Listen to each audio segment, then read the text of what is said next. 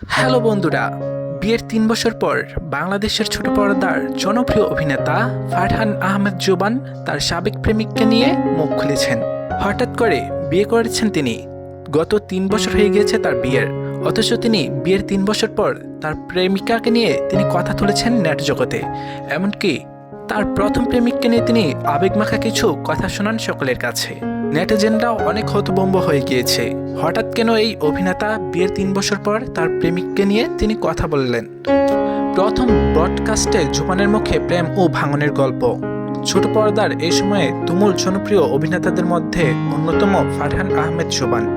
গত বছর তার অভিনীত ৫৬টি নাটকে প্রচার হয়েছে, যে নাটকগুলো সম্মিলিত ইউটিউব ভিউ পায় ৫০৭ মিলিয়ন। জনপ্রিয়তার নেপথ্যে না বলা গল্পগুলো শেয়ার করলেন এবার জনপ্রিয় broadcast behind the fame with আর তারেক আর দ্বিতীয় মৌসুমে ৫ম পর্বে বিশেষ অতিথি হয়ে এসেছেন তিনি। সংবাদ বিজ্ঞপ্তিতে জানানো হয়, এটি জোবানের অংশ নেওয়া প্রথম ব্রডকাস্ট।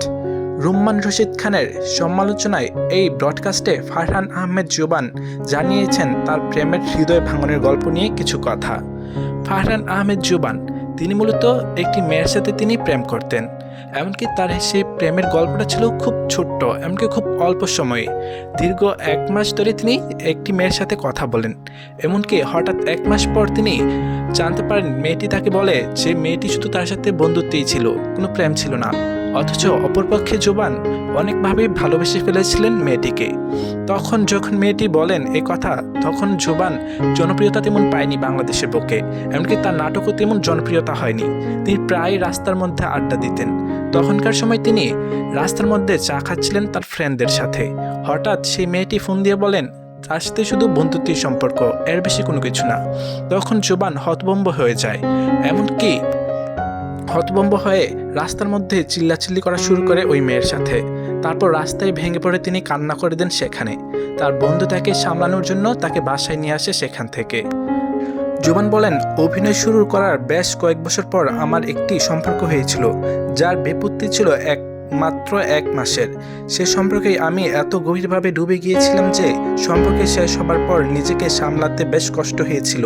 মাঝ রাস্তায় দাঁড়িয়ে শিশুদের মতো কান্না করেছিলাম আমি। ফারহান আহমেদ জোবান মনে করেন জীবনের কঠিন অভিজ্ঞতাগুলি তাকে অভিনেতা হয়ে উঠতে বেশ সাহায্য করেছে। বিহাইন্ড দ্য ফেম উইথ আর তারেক প্রোডাক্ট অনুষ্ঠানে তিনি এই কথা জানিয়েছেন।